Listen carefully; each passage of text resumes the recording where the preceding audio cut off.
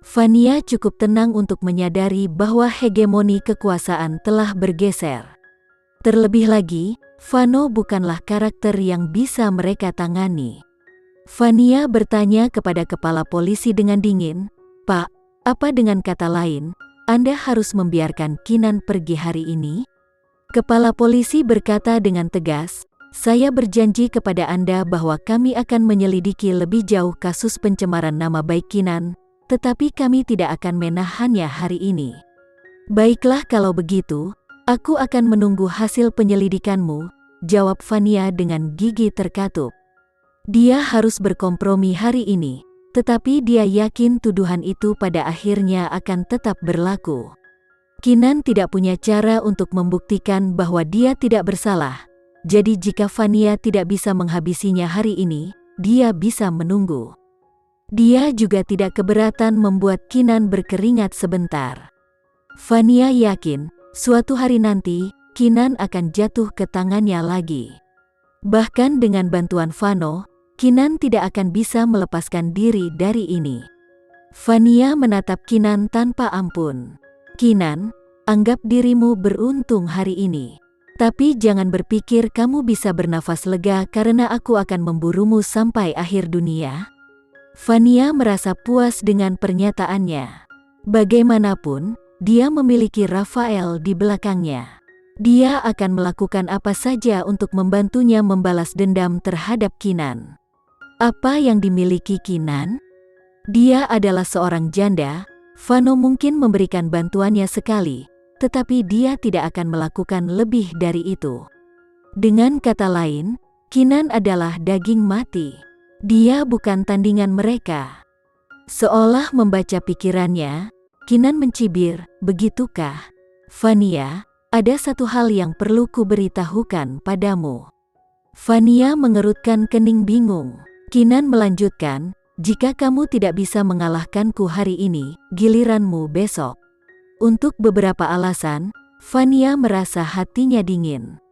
Kinan berjalan perlahan ke arahnya. Setiap langkahnya menunjukkan kepercayaan diri yang luar biasa.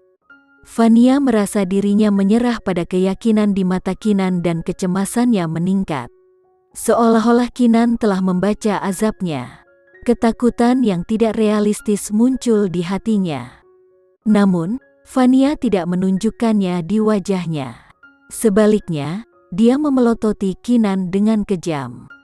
Kinan membalas tatapan yang sama padanya, tetapi bukannya kebiadaban liar.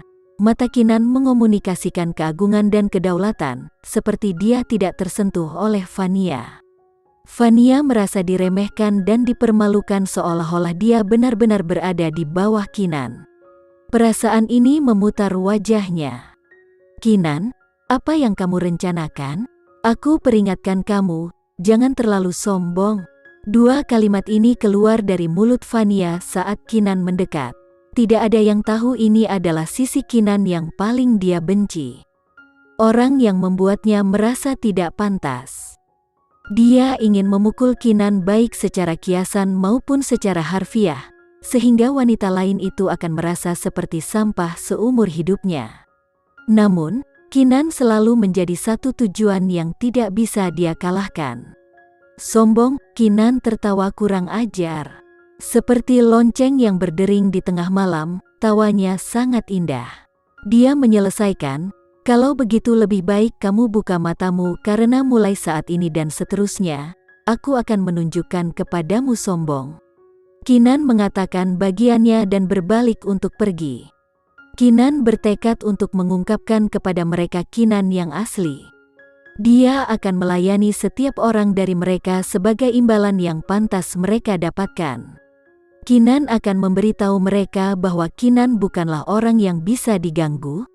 Kinan berjalan keluar dari kantor polisi dan Kenzo mengejarnya. Untuk beberapa alasan bawah sadar, Kenzo selalu menghormati Kinan. Dia bertanya, "Nona Kinan, bolehkah saya bertanya kemana Anda akan pergi? Apakah Anda ingin tumpangan?"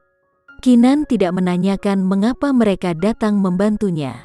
Dengan tatapan tegas, Kinan menunjuk ke suatu arah dan mengumumkan dengan mantap, "Aku akan ke kompetisi peretas." Kenzo terkejut. Dia akan ke kompetisi peretas? Kembali ke tempat kompetisi, kompetisi berjalan dengan lancar. Semua CEO dan perwakilan dari perusahaan yang berpartisipasi hadir di sana.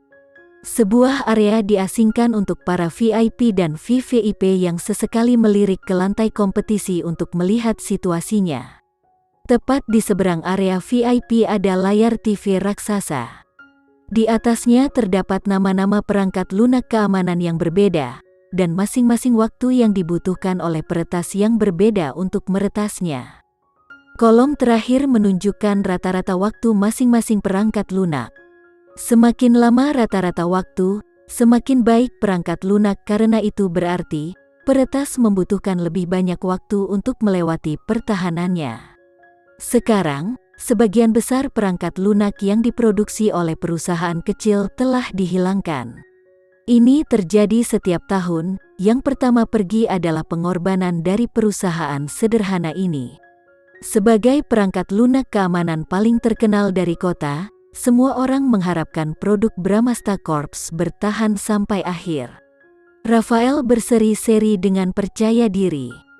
Bagaimanapun, sudah 30 menit sejak kompetisi dimulai. Produknya masih tak terkalahkan. Semua perangkat lunak lain telah diretas setidaknya sekali kecuali satu. CEO Rafael, tidakkah menurutmu ada banyak ahli tersembunyi di antara perusahaan yang berpartisipasi tahun ini? Selain peningkatan teknologi yang jelas, lihat XPC Manager itu masih belum diretas, itu bisa menyaingi rajamu. Kong Internet Security. Selain itu, saya mendengar bahwa perangkat lunak ini adalah ciptaan dari perusahaan baru. Mungkin sudah saatnya bagi kita para kakek tua untuk pensiun dari dunia komputer ini dan menyerahkannya kepada yang lebih muda. Seorang CEO senior yang duduk di samping Rafael menghela nafas tajam. Pesan tersembunyinya adalah perusahaan baru dan tidak dikenal dapat mengalahkan perangkat lunak Anda yang seharusnya sudah mapan. King Kong Internet Security telah mendominasi grafik penjualan begitu lama, sehingga setiap pesaing Rafael akan senang untuk menyelinap dalam komentar sinis setiap kali ada kesempatan.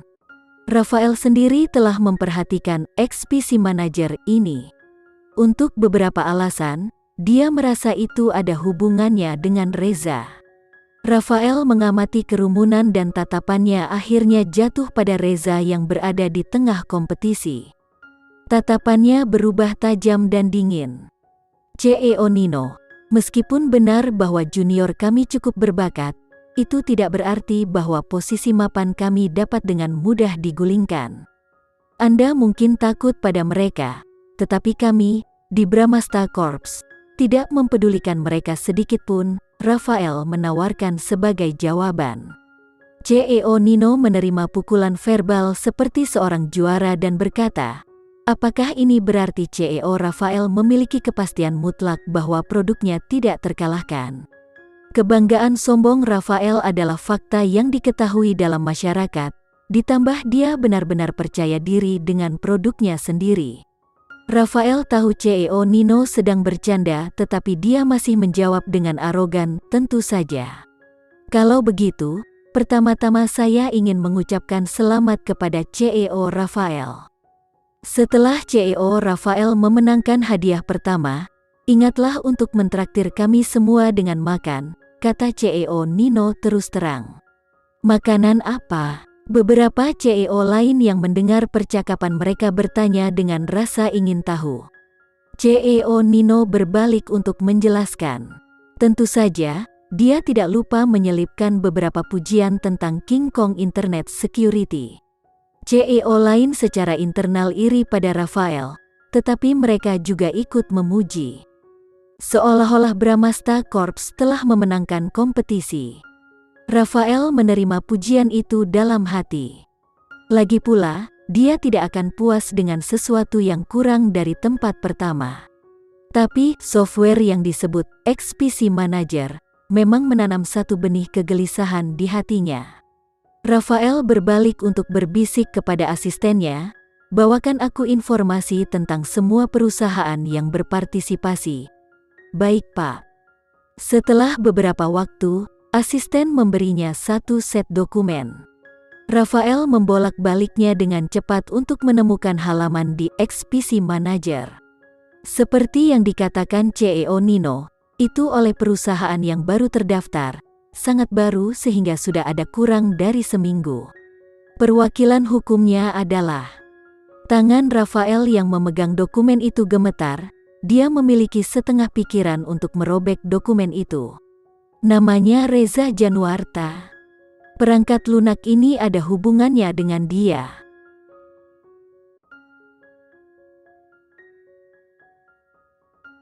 Sekian dulu ya video kali ini, kita lanjutkan lagi videonya di lain waktu. Oh iya, bagaimana menurut kalian? Semoga bisa sedikit menghibur kalian semua. Untuk teman-teman yang baru nonton, jangan lupa subscribe ya, hehehe. Dan kalau teman-teman ada yang ingin gabung langganan, bisa langsung gabung saja untuk dapat fitur yang menarik dan sedikit membantu Mimin. Terima kasih banyak sudah menonton, sampai jumpa lagi, bye.